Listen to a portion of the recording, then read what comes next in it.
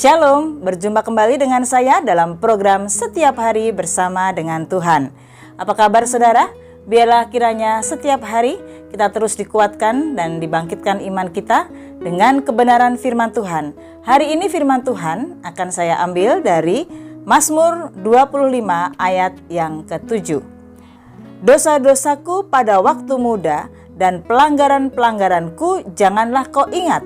Tetapi ingatlah kepadaku sesuai dengan kasih setiamu oleh karena kebaikanmu ya Tuhan.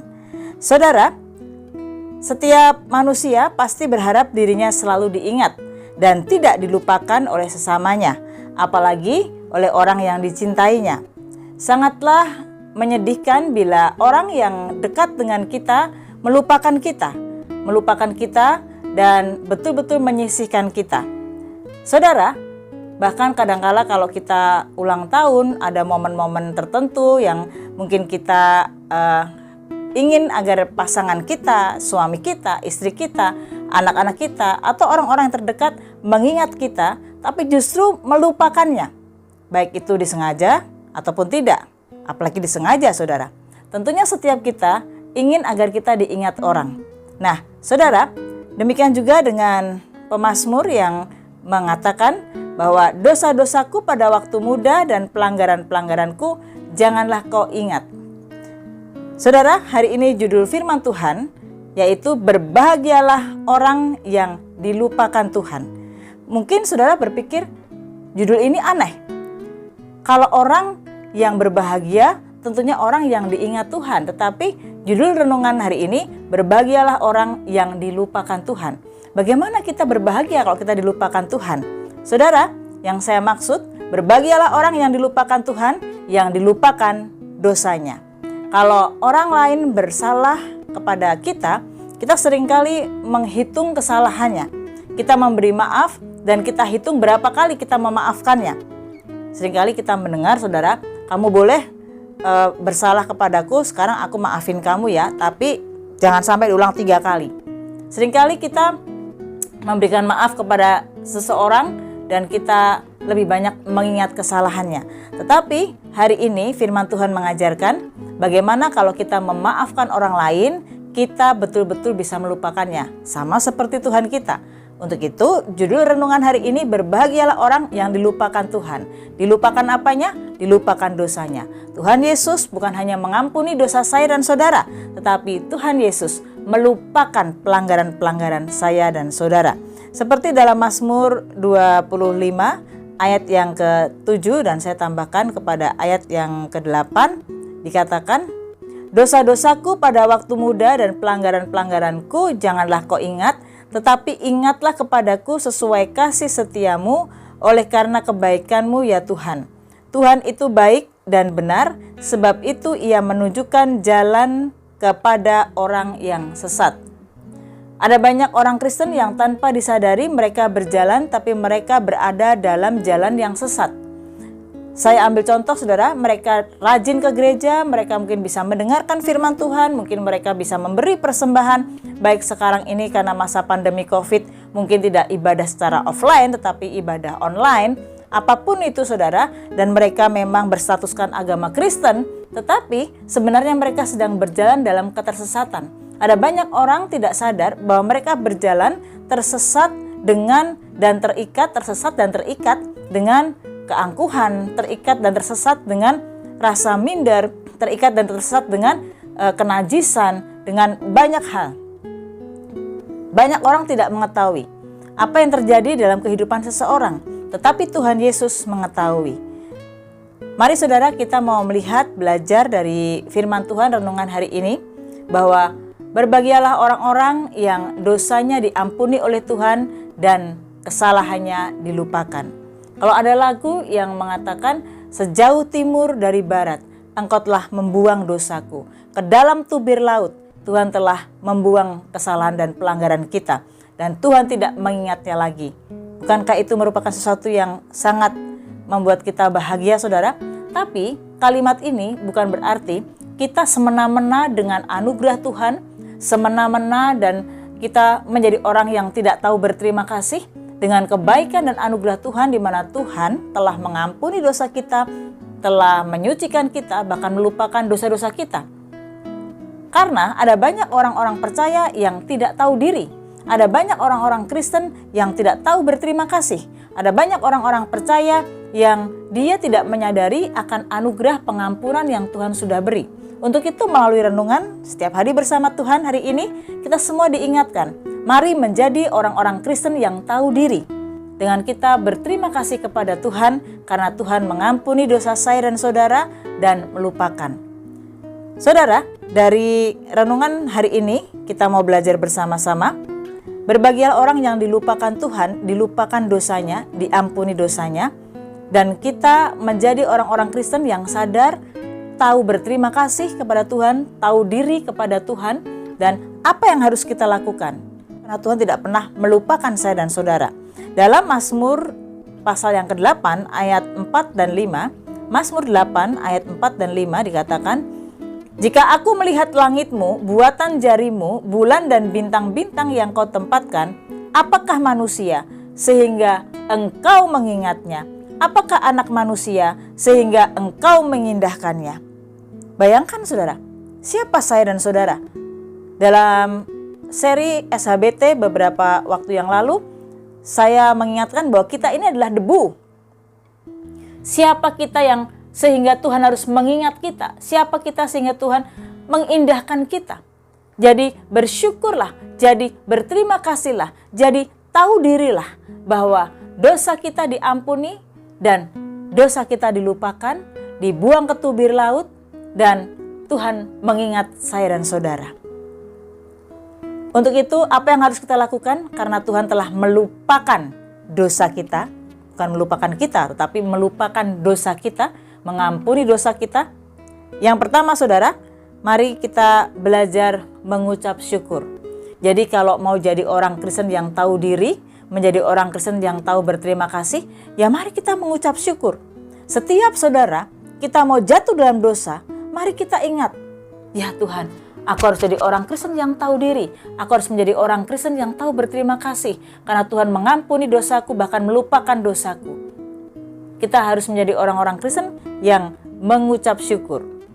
Seperti di dalam Alkitab mengatakan saudara, dalam 1 Tesalonika 5 ayat yang ke-18 dikatakan di sana, mengucap syukurlah dalam segala hal, sebab itulah yang dikehendaki Allah di dalam Kristus Yesus bagi kamu. Mengucap syukurlah dalam segala hal, ini bukan hanya dalam keadaan kita banyak uang saja, mengucap syukur karena kita sehat, kita kuat, kita terpenuhi semuanya. Tapi mengucap syukur dalam keadaan kita kurang, dalam keadaan kita mungkin terdesak, dalam keadaan kita mungkin memiliki pergumulan tantangan. Bahkan kita juga mengucap syukur dalam hal yang kita lupakan. Apa hal-hal yang kita lupakan? Bahwa dosa kita sudah diampuni dan dilupakan oleh Tuhan. Saya bisa bayangkan bagaimana kalau Bapa kita di surga dalam nama Tuhan Yesus Kristus selalu mengingat dosa-dosa kita. Setiap saat Tuhan Yesus mencatat, waktu kamu 5 tahun yang lalu kamu sudah berdosa ini. Ingat nak, kamu 3 tahun yang lalu kamu sudah melakukan dosa ini. Ingat nak, bahwa kamu, saya mau katakan, Tuhan Yesus Bapa kita tidak seperti itu. Yang melakukan seperti itu adalah iblis. Iblis berusaha mengorek terus masa lalu kita, mengingat-ingatkan kita dengan dosa-dosa dan pelanggaran kita, agar kita menjadi orang yang tak berdaya dan merasa bahwa aku sudah menjadi orang yang kotor dan najis.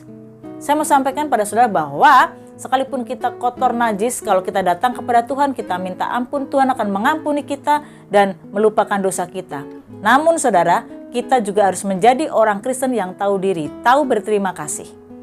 Dengan caranya seperti apa? Mengucap syukur. Jadi setiap saat kita harus mengucap syukur. Terima kasih Tuhan untuk keselamatan yang kau beri. Terima kasih Tuhan untuk pengampunan dosa. Terima kasih Tuhan untuk kematian-Mu di kayu salib.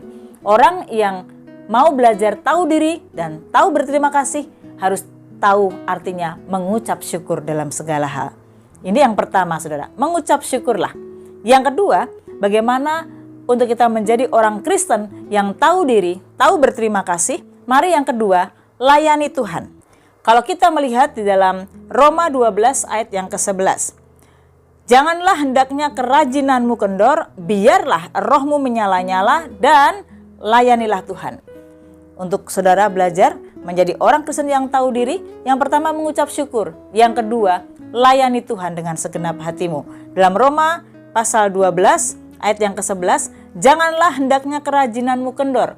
Ada banyak orang-orang percaya yang mudah sekali kerajinannya kendor, melayani karena sesuatu.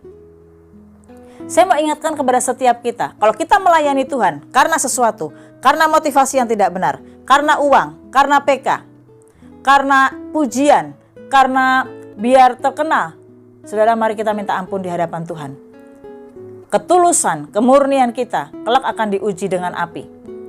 Jadi kalau kita mau menjadi orang Kristen, anak-anak Tuhan yang tahu diri, layani Tuhan dengan ketulusan dan kemurnian. Janganlah hendaknya kerajinanmu kendor. Apapun yang terjadi, tetap semangat melayani Tuhan. Jangan melayani Tuhan karena dalam keadaan yang semua baik-baik saja. Firman Tuhan yang lain mengatakan, beritakanlah firman, baik atau tidak baik waktunya. Artinya tidak baik waktunya bukan berarti sembarangan dan tidak bijak, bukan saudara. Tapi artinya dalam keadaan kita mungkin sedang tertekan pun, dimanapun kita berada, kita mungkin juga sudah punya pergumulan, tapi saat kita menyampaikan firman Tuhan, melayani Tuhan, maka firman yang keluar dari mulut kita karena dorongan Roh Kudus akan menguatkan kita juga, saudara. Sama seperti saya waktu saya menyampaikan firman Tuhan melalui program Setiap Hari Bersama dengan Tuhan, saya pun dikuatkan, saya pun banyak belajar. Jadi ingat saudara, janganlah kerajinanmu kendor, tetap layani Tuhan, dan biarlah rohmu tetap menyala-nyala. Ingat baik-baik, ada waktunya saudara tidak bisa melayani Tuhan lagi. Lakukan segala sesuatu, firman Tuhan berkata, seperti engkau melakukannya untuk Tuhan. Mungkin kau tidak mendapatkan upah di dunia yang sementara ini. Maksud saya secara materi. Ada beberapa yang mungkin pelayanan langsung dapat upah. Untuk itu saya juga mau sampaikan kepada setiap rekan-rekan saya yang saya cintai, hamba-hamba Tuhan. Termasuk saya selalu berdoa, Tuhan Roh Kudus jaga aku. Kalau kita hanya berfokus kepada PK, kita hanya berfokus kepada uang, saya mau sampaikan, kita akan menjadi orang-orang yang akhirnya tidak murni. Pada akhirnya nanti, pada titik akhir, kita akan melihat keterkejutan besar terjadi. Banyak hamba-hamba Tuhan yang besar, ternyata mungkin di surga akan mendapat tempat yang paling bawah. Kalau pelayanan kita tidak murni di hadapan Tuhan. Kalau kita hanya memikirkan perut kita. Yang ketiga saudara, kalau kita menjadi orang-orang Kristen yang tahu diri, karena kita telah dilupakan Tuhan, dilupakan dosanya, diampuni dosanya, menjadi orang-orang Kristen yang tahu berterima kasih kepada Tuhan. Yang pertama tadi mengucap syukur, yang kedua layani Tuhan dengan segenap hatimu, dengan kemurnian dan ketulusan. Yang ketiga saudara, percayalah bahwa yang kau lakukan tidak akan pernah sia-sia. Jadi orang Kristen yang tahu diri, tahu berterima kasih kepada Tuhan, camkan dan taruh itu di hati saya dan saudara. Bahwa apapun yang kita lakukan, mungkin orang lain tidak memuji kita, mungkin orang lain tidak tahu. Toh kita tidak butuh pujian dari manusia. Memang secara manusia, secara psikologi, setiap manusia itu memiliki yang namanya ego. Yang namanya dia ingin mengaktualisasi diri agar dia bisa menunjukkan siapa dirinya.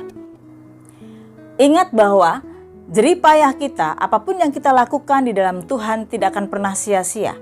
Jadi saudara, kita tahu bahwa menjadi orang percaya yang tahu berterima kasih dan tahu diri, semua yang kita lakukan, persekutuan kita, pelayanan kita, dan apapun yang kita kerjakan, bahkan apapun yang kita katakan, saat kita menguatkan orang lain, saat kita mungkin memberikan pertolongan kepada orang lain, itu semua tidak akan pernah sia-sia.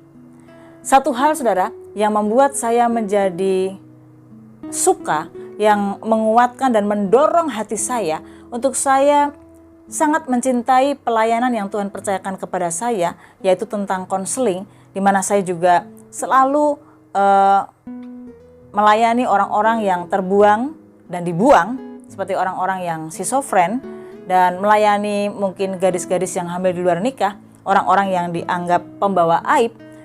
Apa yang mendorong saya, saudara? Karena saya tahu bahwa Roh Kudus ingatkan saya selalu merindukan bahwa Tuhan, apapun yang kulakukan ini, aku percaya tidak akan pernah sia-sia di mata Tuhan.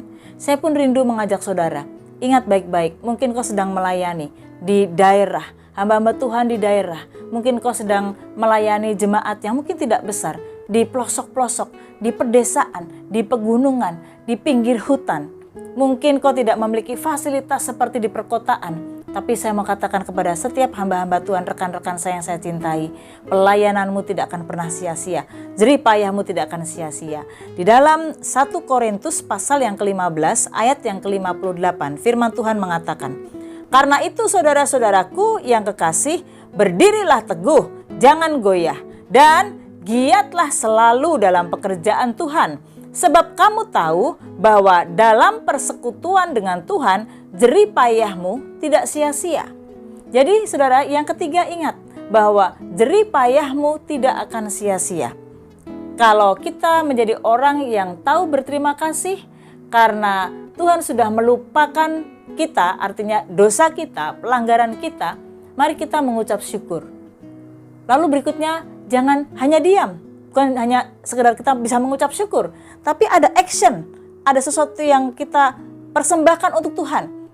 Namanya mempersembahkan, memberi adalah sesuatu yang keluar dari kita, yang kita lakukan, yaitu melayani Tuhan. Dan yang ketiga, saudara, camkan baik-baik bahwa apapun yang kita lakukan, apapun yang kita katakan, apapun yang kita perbuat, sepanjang itu untuk kemuliaan Tuhan, tidak akan pernah sia-sia.